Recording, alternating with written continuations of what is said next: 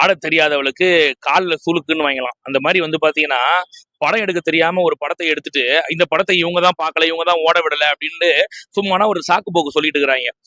அது நல்ல படம் எடுத்தீங்கன்னா கண்டிப்பா வந்து மக்கள் பார்க்க போறாங்க. நாங்க ஒன்னும் யாரும் தடுக்கலையே. நான்லாம் பக்கா அணில். நானே ஓப்பனா சொல்றேன். நான் பக்கா அணில். நான்லாம் வந்து யாரையும் தடுக்கல. எப்பா நீங்க போகக்கூடாது பராசக்தி தடுக்கல. ஓப்பனா சொல்லலாம் எனக்கு படம் பிடிச்சிருந்தது. ஆனஸ்டா சொல்றேன் படம் எனக்கு பிடிச்சிருந்தது.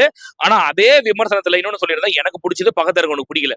இது ஒருத்தருக்கு பிடிக்கும் ஒருத்தருக்கு பிடிக்காது. பார்க்குற விஷயத்தை பொறுத்து இருக்கு அப்படின்னு சொல்லிட்டு. ஆனா இன்னைக்கு என்னோட ஸ்டேட்மெண்ட் என்னவா இருக்குன்னாக்கா, நிறைய விஷயங்கள் உண்மைக்கு புறம்பாக இவங்க எடுத்திருக்காங்க இந்த படத்துல. அதாவது திமுகவை பிரச்சாரம் பண்ணணும், கலைஞரை கொண்டு வந்து உள்ள திணிக்கணும்ன்றதுக்காக ஒரு படத்தை எடுத்திருக்காங்க. 1967ல அண்ணா ஆட்சி அமைக்கும் போது அண்ணா உடன் இருந்தது யாருன்னா எம்ஜிஆர்.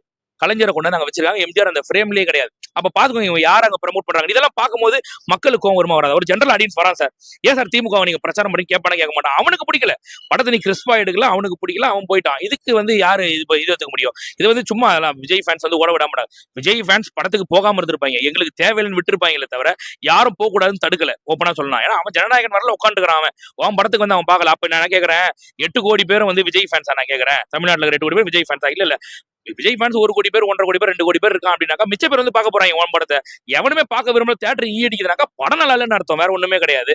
எனக்கு பிடிச்சிருக்கு மத்தவனுக்கு பிடிக்கல பார்க்கல. ஃபேமிலி ஆடியன்ஸ் ஒரு சில பேர்ட்ட நானே கேட்டேன். நாங்க படம் எப்படிங்க இருக்குது அப்படின்னு கேட்டதுக்கு அவங்க என்ன சொல்றாங்கன்னா படம் ரொம்ப லேக். குழந்தைங்க தூங்கிடுதுங்க. அதுக்கு நான் வீட்டிலே தூங்க வச்சிருவேன். நான் பக்கத்து வீட்டில் போயிட்டு வந்து சொன்னாங்க வேணாம் போகாதுன்னாங்க. அதனால நாங்கள் போகல. நாங்கள் ஓடிடியில் வரேன் நான் பார்த்துக்கிறேன்றாங்க. அந்த மாதிரி அவங்களே இந்த மாதிரி ஃபீட்பேக் கொடுக்கும்போது விஜய் ஃபேன்ஸ் போய் சொன்னாங்களா ஏங்க இந்த மாதிரி இருக்கு நீங்க இப்படி சொல்லுங்கன்னு சொல்லிட்டு.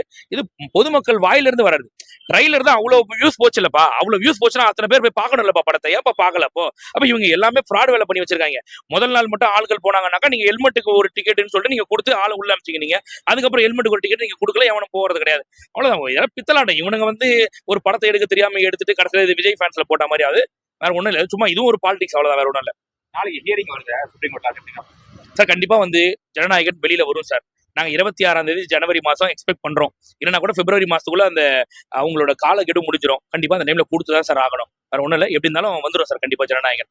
பார்க்கலாம் சார். வந்து எதிர்ப்பெல்லாம் வந்து தெரிவித்தா கூட சார் படம் வந்து நல்லா இருந்தா கண்டிப்பா தியேட்டர் உள்ள போவாங்க.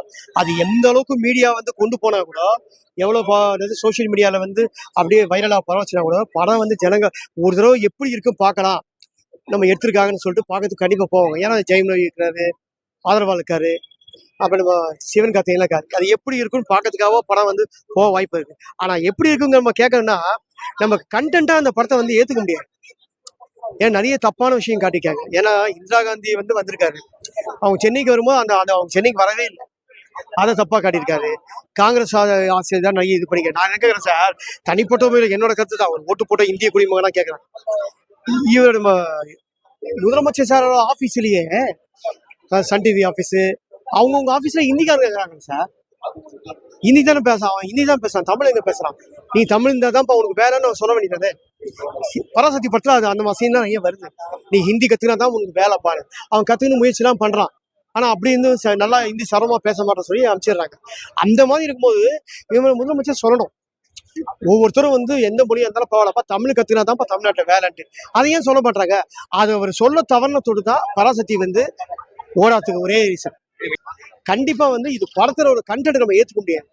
இவங்க அதாவது தீ பரவட்டும் திரையில மட்டுமே தான், நிஜத்துல இல்லை. நிஜத்துல அவங்க தீ பரவாது.